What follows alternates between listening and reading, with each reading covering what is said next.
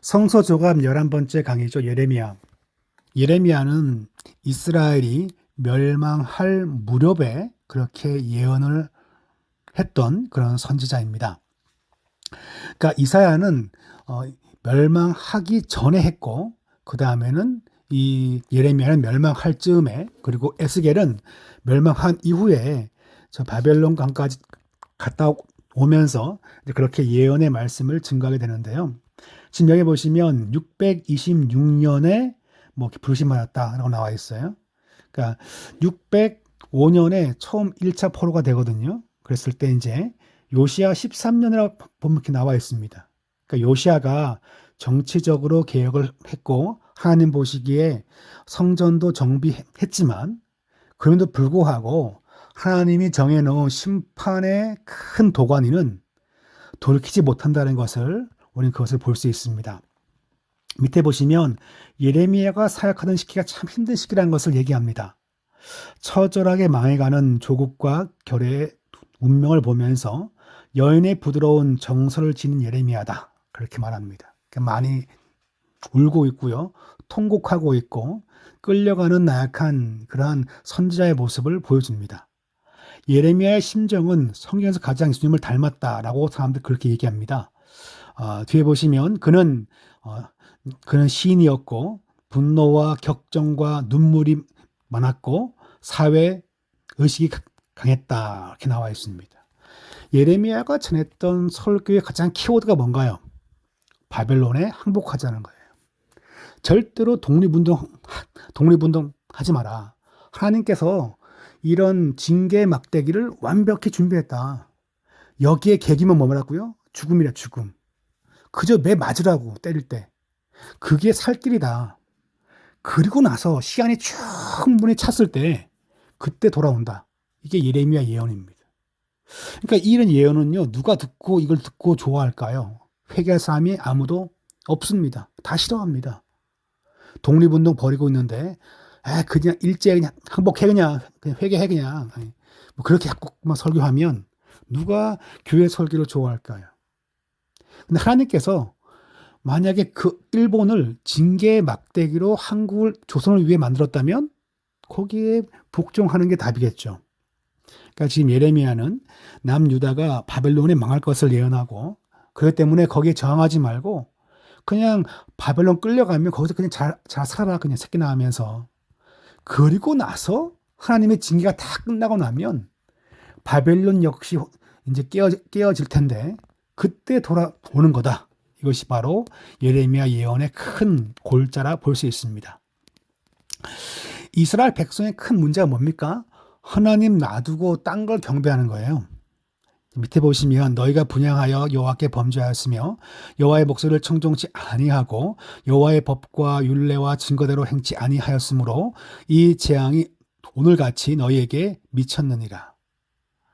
다른 원인이 아니란 거죠. 국제 정세요. 뭐 달러가 뭐 뛰고 뭐 전쟁이 벌어지고 뭐 가뭄과 뭐 코로나가 생기고 그것 때문에 예수 믿는 게 참 어려웠나요?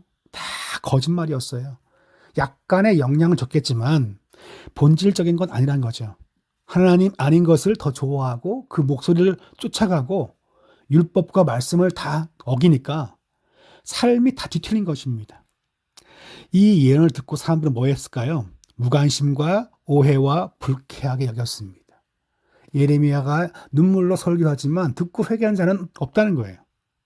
하나님께서 유다 징벌의 도구로 누굴 택했습니까? 바벨론을 택했다고 나와 있습니다. 그 다음 보면 이제 이 예레미야 시대 때 있었던 어떤 왕이라든가 혹은 그 시대의 선지자들을 간단하게 지금 언급하고 있는데 첫 번째 누굽니까? 아까 처음에 말했던 바로 요시야 왕입니다.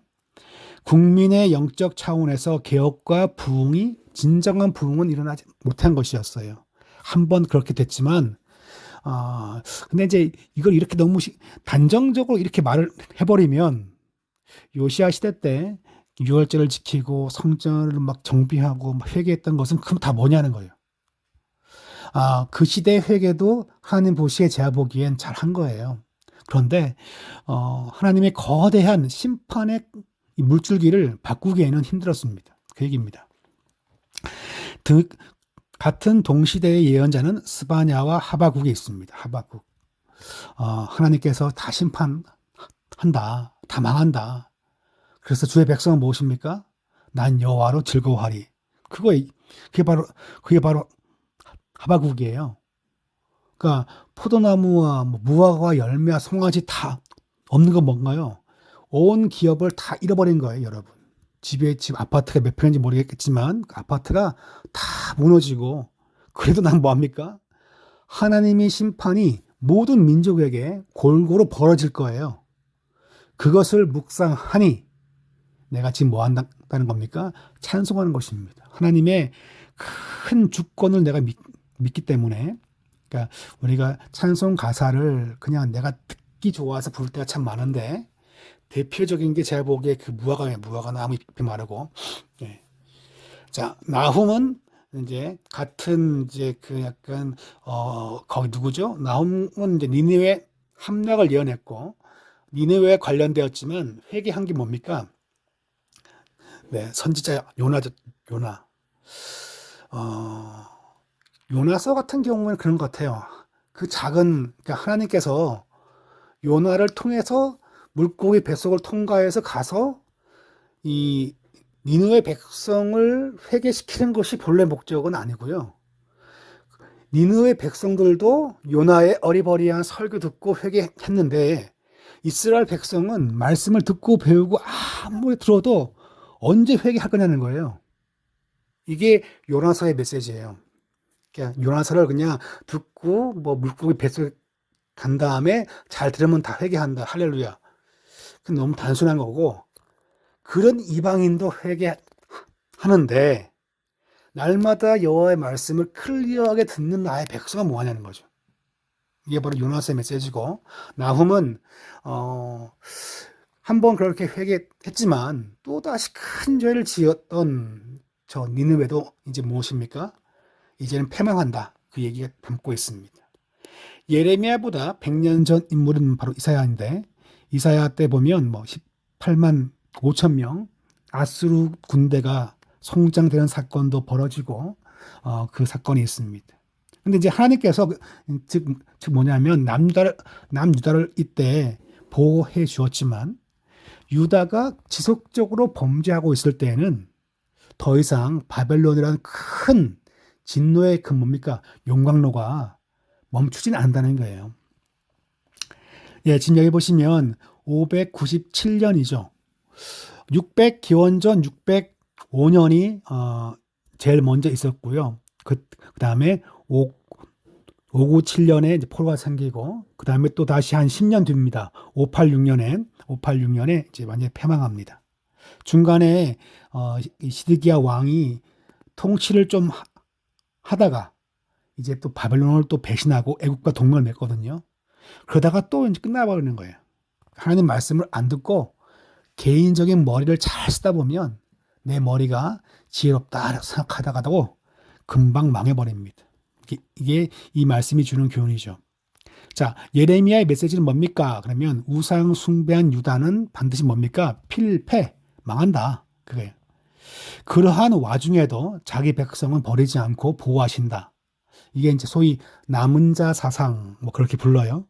하나님은 남은 자를 불러서 그들을 세우시는 것인데, 밑에 보시면 하나님께서, 그러니까 이제 이 얘기는 제가 항상 선지서 설교하면서 잘 하는 메시지죠.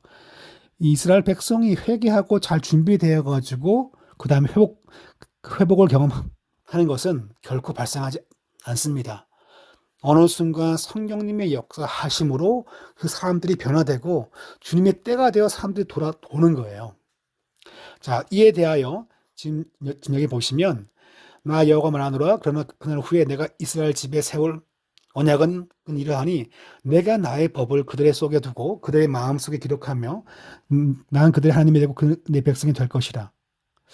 이스라엘 백성이 스스로 법을 알고 기록하고 배우는 것이 아니라 하나님께서 그 심령 속에 말씀을 집어넣어 주시고 그들의 하나님이 되어준다는 거죠.